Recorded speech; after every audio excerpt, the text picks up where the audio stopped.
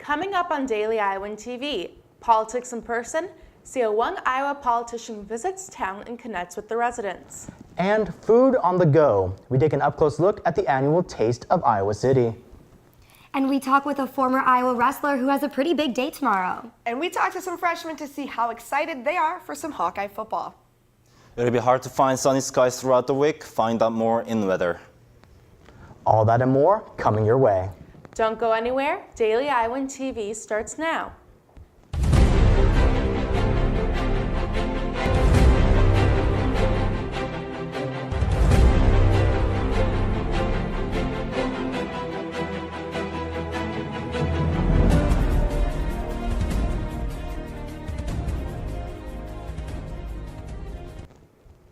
Good morning and thank you for joining us. I'm Sydney Zatz. And I'm Christopher Cervantes.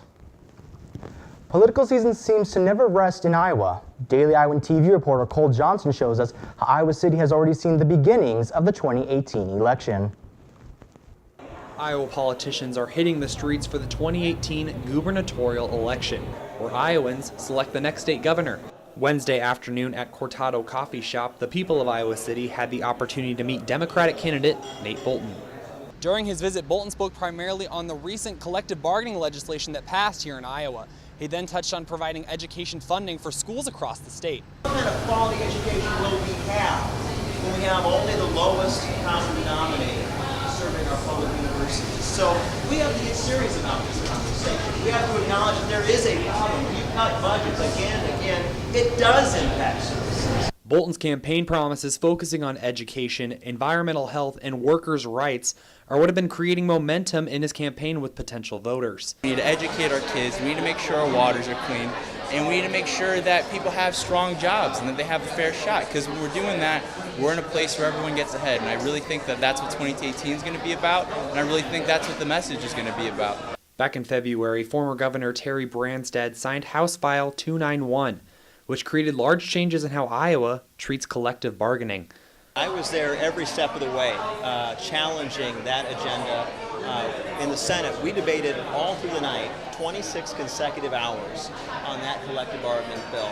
And I was proud to lead the opposition on that, offering about 40 amendments, trying to highlight the things that they were doing that were going to hurt people who answer the sacred call of public service. Bolton has visited over 40 counties in Iowa and plans to visit more as he goes for the Democratic nomination. Reporting in Iowa City, Cole Johnson, Daily Iowan TV. University of Iowa employees changed the tone of the UI job fair yesterday afternoon. Iowa Action and Student Engagement used the fair to advocate for wage rights for university employees. University employs more than 6,500 students. They are only obligated to pay them $7.25 an hour by state law, while the average UI employee makes about $10 per hour. 52% of people do not. Iowa Action Student Engagement say their goal in the event was to get more students involved in the cause. Iowa City schools have completed a set of steps to fix violations from last year. 1 year ago, the school districts were under investigation for their special education program. The investigation involved the mishandling of individual students and their plans and their information. The state's education department says there will be more measures to be taken over the next 2 years to ensure higher quality special ed programs. Yesterday, Taste of Iowa City, presented by Midwest One Bank, was held in downtown Iowa City. Daily Iowan TV reporter Jing Yuk Kim visited the event and has more. Taste of Iowa City, the 9th annual Taste event, was held on August 24th from 4 to 8 p.m. around the downtown district of Iowa City. The purpose of the 9th annual Taste is to celebrate the culinary diversity of downtown and north side restaurants and reward the Iowa City community with sample portions from more than 40 menus. It is easy to enjoy the event as you can simply buy tickets that are sold in strips of 5 from ticket booths and you pay with your ticket for buying foods. As I wander around the downtown, I could see numerous people from different age groups and different backgrounds lining up to buy foods. Variety of foods was provided for the community. My first time over here and I really like this event because I can try a lot of foods from many different restaurants and I love it. It is already 9th annual event and it usually goes every year in the first week of the school. So you should not miss 10th one in next year to experience the taste of Iowa City. Reporting from downtown Iowa City, this is Junior Kim, Daily Iowan TV. Well, you know, Chris, the past few days we've seen some beautiful weather, but this morning it was a little gloomy outside. It really was, Sydney, and I hope that doesn't last too long. Let's head over to Junior Kim in the weather studio to see how the rest of the week looks. That's right. Today is expected to be more cloudy day than yesterday. Also, be sure to grab an umbrella as it will rain from 8 to 10 a.m. This afternoon, we will have cloudy skies with the temperature reaching highest of 74 degrees. As we move on to the evening, we will have partly cloudy skies with the temperature slightly dropping down to 69 degrees. Now, let's take a look at our 5-day extended forecast. On Friday, skies are expected to be cloudy early and followed by partial clearing with a high of 77 and low of 60. Cloudy skies will continue to remain until Tuesday, and 20% chance of raining or thunderstorm is possible from Saturday to Tuesday. On Saturday, we will have partly cloudy skies with the temperature reaching high of 80 and low of 61. It is expected to be mostly cloudy skies on Sunday with a high at 79 and low at 60. On Monday, we will have partly cloudy skies with the temperature reaching high of 77 and low of 59. And on Tuesday, we'll still have partly cloudy skies with the temperature at high of 81 and low of 60. That's your weather for the week. Chris, back to you. Thanks, Jinyuk. Yesterday morning, a man entered the Cedar Rapids Public Work Building armed with a loaded shotgun. Police officers confronted the man and resolved the issue without any gunshots fired or injuries. Police currently have the man in custody, who turned out to be a city employee. Due to medical confidentiality, the gunman's name is being withheld from the public. Apple will soon be opening its stores in Iowa. The California-based tech company will open a data center on Newly in Waukee, Iowa. The Waukee City Council will hold a special meeting regarding the Apple data center later this morning at 9:30. The agenda for the meeting shows plans for a development agreement with the company. Rents donated $1 million to the Stead Family Children's Hospital. This donation was made in honor of his late granddaughter, Savvy, who was born 2 weeks prematurely in 2014. Infants born near 22 weeks at the Stead Family Hospital have a 58% chance of survival. Many hope that with the help of parents, the number will be on the rise. You know, speaking of Hawkeye football, there is no game this weekend, is there, Sydney? No, we'll have to wait a few more weeks for some Hawkeye football, but there are plenty of other sports going on in the Hawkeye world. Taylor and Liv, why don't you tell us more in the sports studio? Thanks, guys. A lot happening this weekend for Hawkeye sports. Iowa volleyball opens up their season down in Long Beach this weekend. Iowa field hockey also opens up their season at home this weekend against Wake Forest and UNC, which are two of the top teams in women's college field hockey. That's right, and we are, of course, counting down to Hawkeye football's first game against Wyoming, which is almost 1 week away. So I think it's safe to say that fall Hawkeye sports are officially in full swing. One former Hawkeye athlete who will be getting major attention, not just from Iowa fans, but from people all over the world.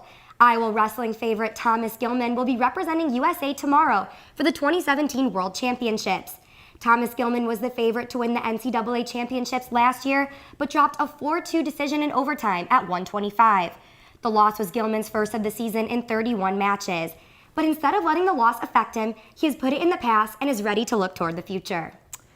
I dealt with it in March, and that's all that needed to be done. I don't dwell on it now. There's no point in dwelling on it. I got to move forward. I got a world championship to go take.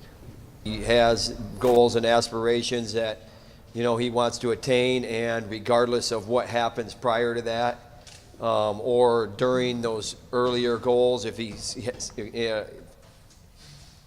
a setback, it's not going to derail him from what he's looking to accomplish for the rest of his life. And that's not just in wrestling. That's in all realms or facets of his life.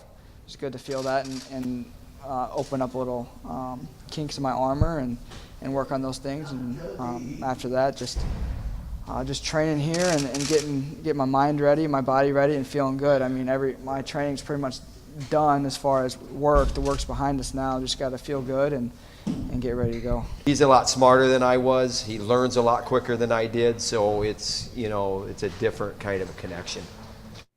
Gilman will compete Friday, August 25th in the 2017 World Championships at 3 a.m. Central Time, and finals will take place at 12 p.m. Central Time as well. Stay with Daily Iowan and Daily Iowan TV Sports for updates on Gilman's journey to becoming a world champion. Iowa City gets to see one of their own this year on the Hawkeye volleyball team.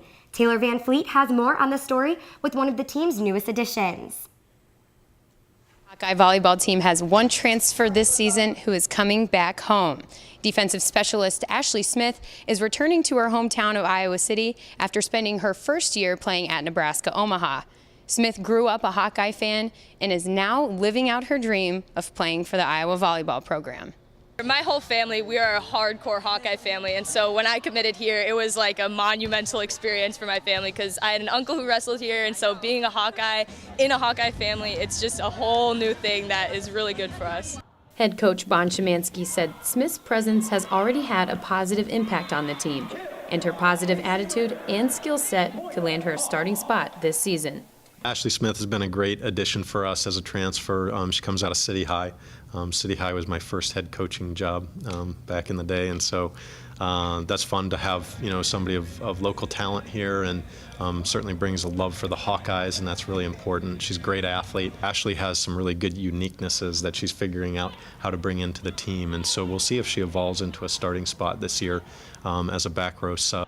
Although Smith had an impressive freshman season with her former team at the University of Omaha at Nebraska, averaging 396 digs over 103 sets played, she said she believes transferring to Iowa was the right move for her.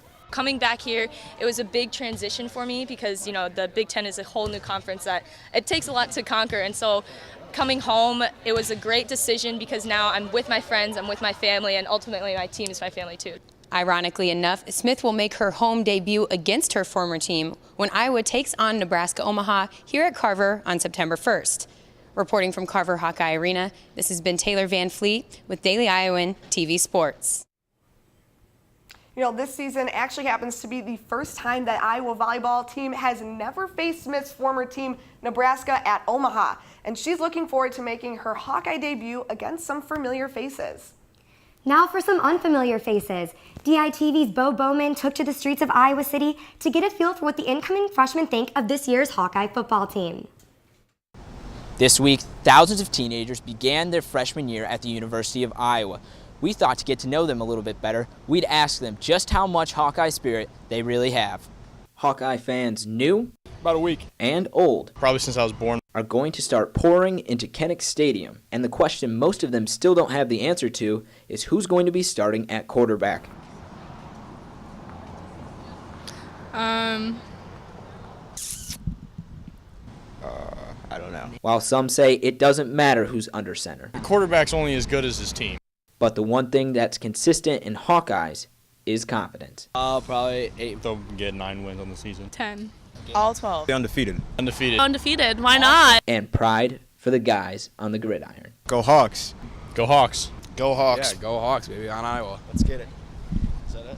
And there you have it, a freshman class full of confidence and a ton of spirit. Reporting for Daily Iowan TV Sports, I'm Bo Bowman. And don't forget, the Hawks kick off the season Saturday, September 2nd against Wyoming at 11 a.m. And Taylor, I don't think I can wait any longer. I can't either. Thank God football season starts soon. Tune in tomorrow to see who the University of Iowa students think will win the biggest boxing match up in years, McGregor or Mayweather. And we will have an update on Iowa baseball's matchup tomorrow morning as they will play their 4th game in Taiwan. Guys, back to you. Well, that wraps up this Thursday morning broadcast. Make sure to check us out at dailyiowan.com for all the latest updates between Monday and Friday. Also, don't forget to pick up a paper copy of the Daily Iowan on stands. From Daily Iowan TV, I'm Christopher Cervantes. And I'm Sydney Zatz. Have a great day, Iowa City, and we'll see you back here tomorrow morning.